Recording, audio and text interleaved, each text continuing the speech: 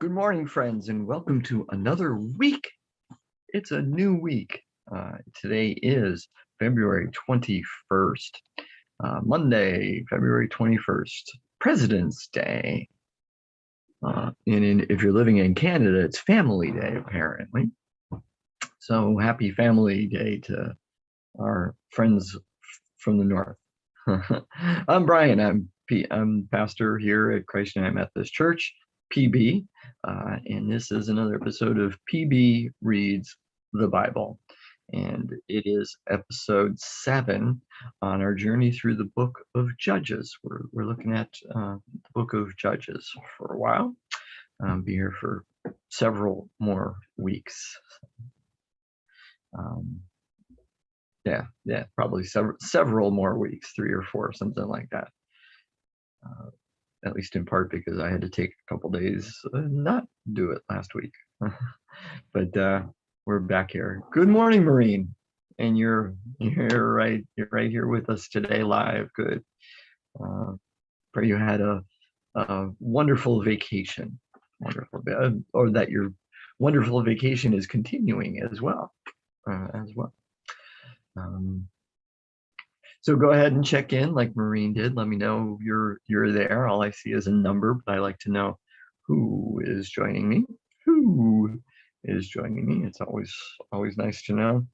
And excuse me. If you're not joining us live, still let me know. I know a lot of people have to watch this as a recording. That's fine. You can still say hello or good afternoon or evening or whatever it is when you watch. And you can still leave comments or questions. The comments section of the stream is a good way to do that. And I try to answer those questions. And even if you're not live, because I go back in a couple times throughout the day or so to check on that and try to answer your questions.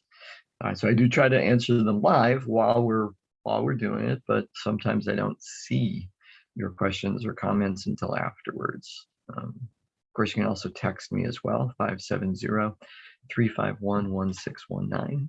At least if you're watching live. Well, you can still text me if you're not watching live. So when you see me look to my left, I'm checking to see what you're putting on the stream. And if you see me look to my right, and checking out my phone, because somebody might be doing something. Good morning, Cheryl. Yeah, it is. It is a beautiful sunny day. Sunny. And it's supposed to get nice and warm today. I like that idea. Good morning, John and Cindy. Good morning, Joe. Got a bunch checking in. Wonderful. Good to have you with me this morning.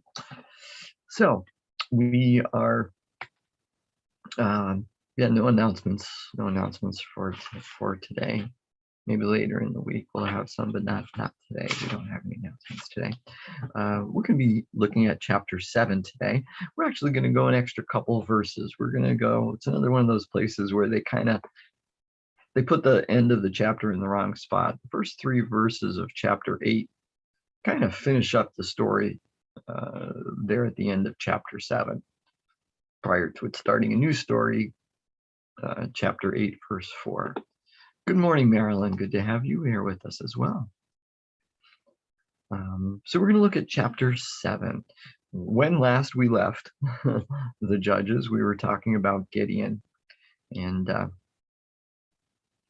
we saw some of his character in that first chapter. We saw some weakness. We saw some faithfulness, while at the same time doubt and just fear. He did what God asked him to do, but only after questioning God numerous times and asking for multiple assurances, multiple tests to verify, to prove things. And also only under the cover of dark did he tear down the altar and stuff like that. Ooh. So we'll pick up from there. Then Jerubbaal, that is Gideon, remember that was his new name, And all the troops that were with him rose early and encamped beside the spring of Harod. And the camp of Midian was north of them, below the hill of Moreh in the valley. Yahweh said to Gideon, "The troops with you are too many for me to give the Midianites into their hand. Israel would only take the credit away from me, saying, 'My own hand has delivered them.'" Pause.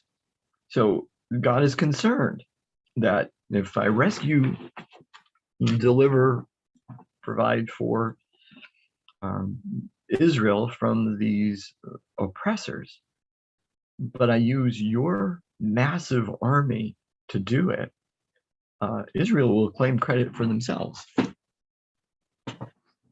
They'll say, "We did this because we had so many soldiers." So he has a concern. God has a concern about that. Let's remember that too, that God actually wants the credit for this. Of course, there's a good reason why, to help the people remember God. Whereas if they think it's only themselves, they're not going to remember God and what God is doing. So now, therefore, proclaim this in the hearing of the troops. Whoever is fearful and trembling, let him return home. Thus Gideon sifted them out. 22,000 returned and 10,000 remained. Pause. Okay, so that says that he had 32,000 people in his army. That's a mammoth army, because it's not even the entirety of Israel. Remember, it's only a couple of the clans, the tribes. So the word that can be translated thousands can also be translated as clan, I believe. 32 clans would not be 32,000. It would be more like 3,200 perhaps, or something like that. Doesn't really matter. The numbers don't really matter. The point is that he had a really big army.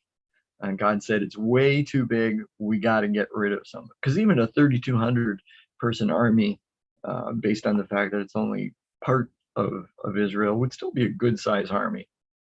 Still be a good size army for him to have and to deal with. What this first thing that he sifted them and said, if whoever's fearful and trembling, let him return home. But it's in Deuteronomy. As one of the things that they're told to do, because the argument for that, the statement for that in Deuteronomy is because otherwise they're going to make the rest of the army doubtful and fearful. So let them just go home. So 10,000 remained. Then Yahweh said to Gideon, "The troops are still too many. Take them down to the water, and I will sift them out for you." There. When I say this one shall go with you, he shall go with you. And when I say this one shall not go with you, he shall not go.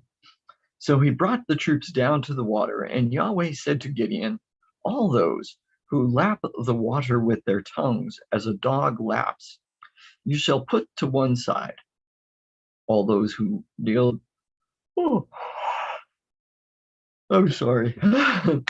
I've been up since like 3 o'clock, so a little bit tired. "All those who lap the water with their tongues as a dog laps, you shall put to one side. All those who kneel down to drink, putting their hands to their mouths, you shall put to the other side." The number of those that lapped was 300. But all the rest of the troops knelt down to drink.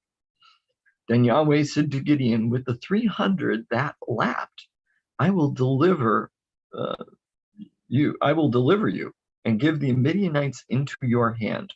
Let all the others go to their homes." So he took the jars of the troops from their hands and their trumpets, and he sent all the rest of Israel back to their own tents, but retained the 300. The camp of Midian was below him in the valley. Pause. What does that mean about the jars in their hands? It's like provisions and stuff that they had. The ones that are going back to their homes don't need them. We still might, so we'll take your stuff and leave that here.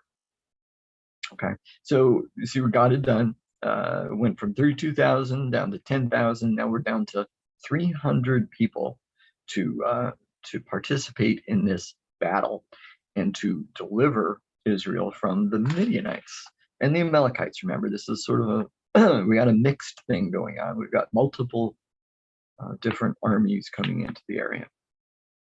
That same night, Yahweh said to him, "Get up, attack the camp, for I have given it into your hand.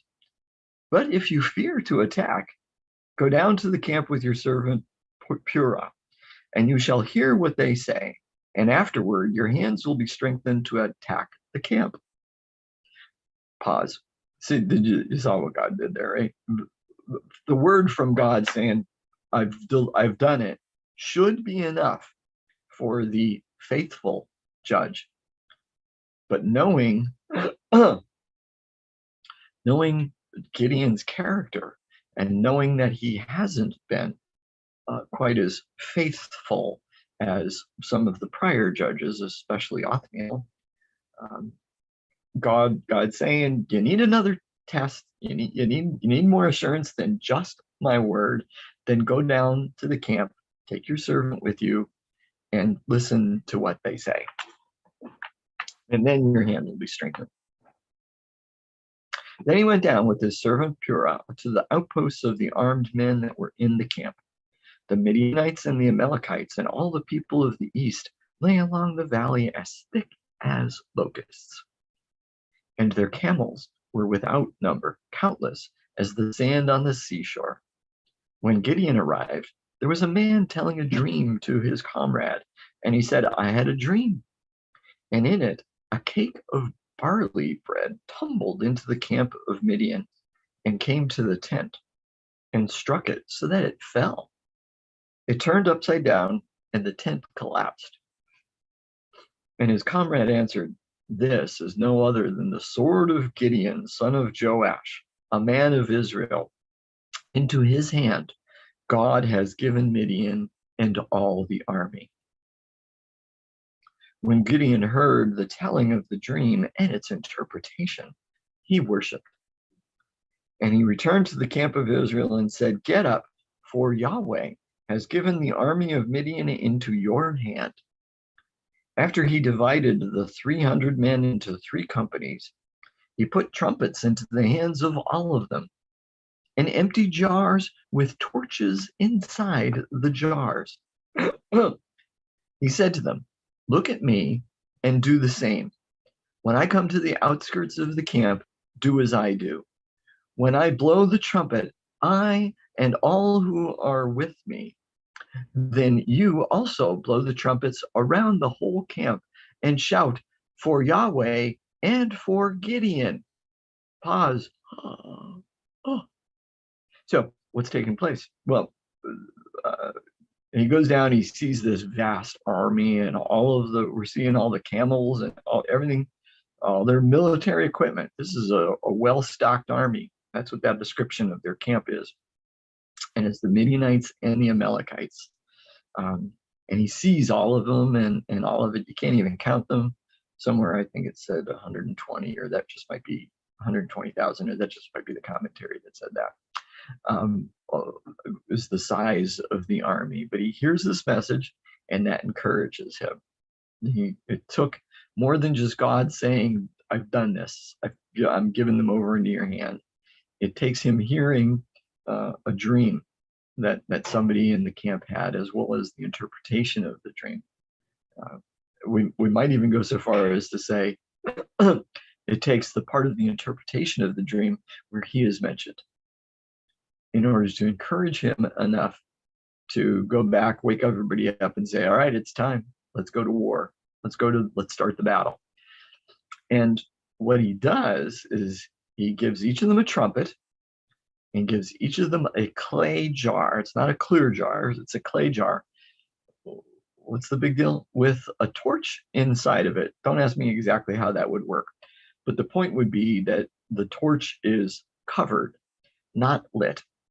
So they get down to the camp. He breaks them up. He does a pretty good military job there. He breaks them up, puts them all the way around the camp. Again, don't ask me how 300 people are going to surround a camp of 120,000. So exaggeration is probably in there somewhere. And says, at the right time, we're all going to blast our trumpets. And then I'll tell you now, it's not really a spoiler. Then they're going to smash the jars so that their torches are all lit and exposed and bright.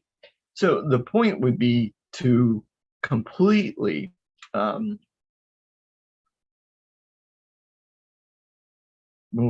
brain's not working. To upset the Midianite and Amalekite army, to make all the soldiers like shocked what's going on and very confused, to confuse everybody. It's going from this quiet night where they're all asleep to this blaring noise, and then all of a sudden this brightness, all this light all the way around them, that in their stupor, their hazy brained, half awake, half asleep state, they can't count how many. So that's what's going to happen. That's the point to the whole thing. Except for the torches, this is very similar to what happens in the book of Joshua with Jericho, where they march around Jericho and blow the trumpets. The difference, two differences. One is they didn't use the jars with the torches in it because they didn't need to, because it was daytime. The other major difference is what they said. Joshua said, "Do it for the Lord."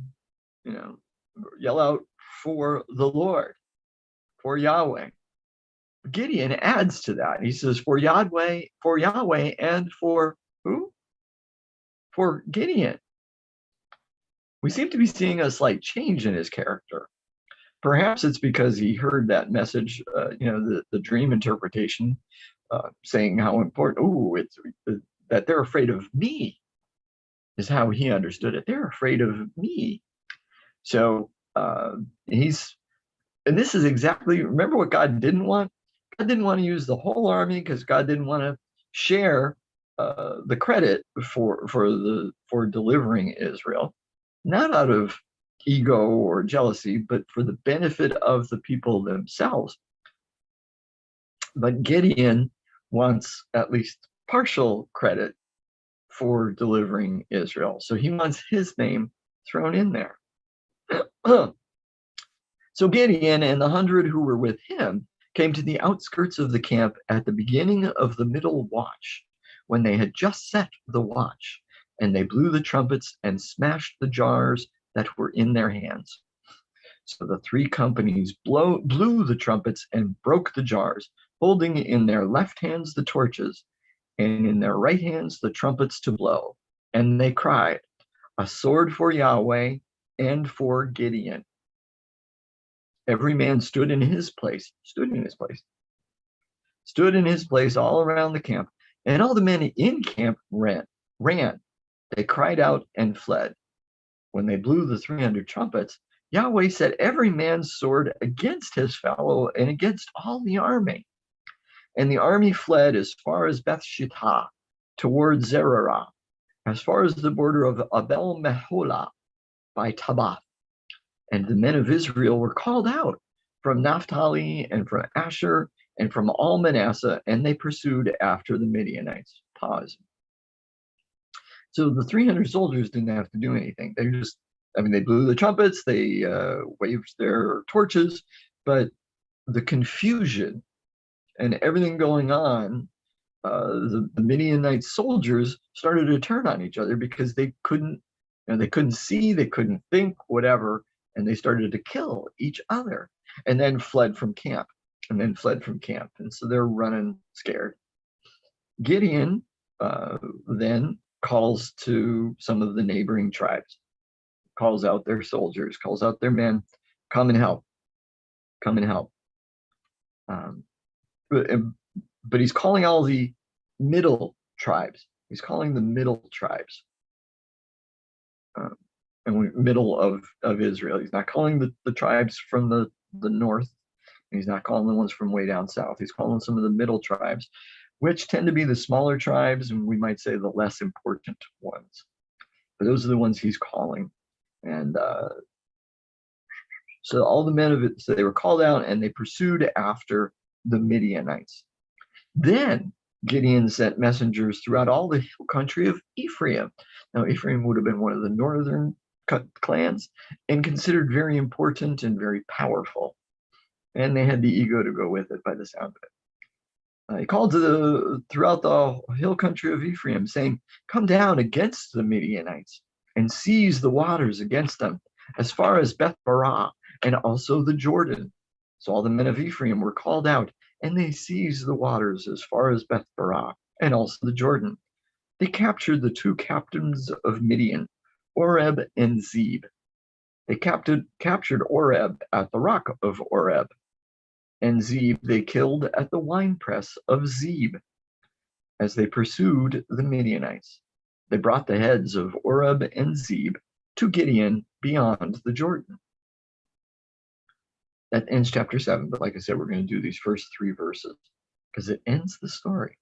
Then the Ephraimites said to him, "What have you done to us?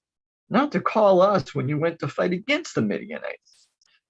You can see why I said they seem to have a pretty good ego. They're one of the northern ones. They're important, powerful, and they upbraided him violently. So he said to them, what have I done now in comparison to you? Is not the gleaning of the grapes of Ephraim better than the vintage of Abiezer? God has given into your hands the captains of Midian, Oreb and Zeb. What have I been able to do in comparison to you? When he said this, their anger against him subsided, paused. So he really laid it on thick. We might say he assuaged their egos. He spoke to their egos and said, hey, you guys are much more important and much better and more powerful. And you did the big thing. You got the captains. We didn't do that. Well, my friends, that's it for today. We will be back tomorrow with chapter 8 of Judges and finish up Gideon. All right, and I think we talk about his son tomorrow too. Anyway, my friends, I pray this has been beneficial to you, that God has spoken to you in some way through what we've read or said this morning. As you go about your day, not just today, but every day, keep those eyes and ears, physical and spiritual, open to what God is doing in your life, because we do serve a loving, active God. When you see it, when you hear it, say thank you, and then tell somebody about it. Until we meet again, be blessed.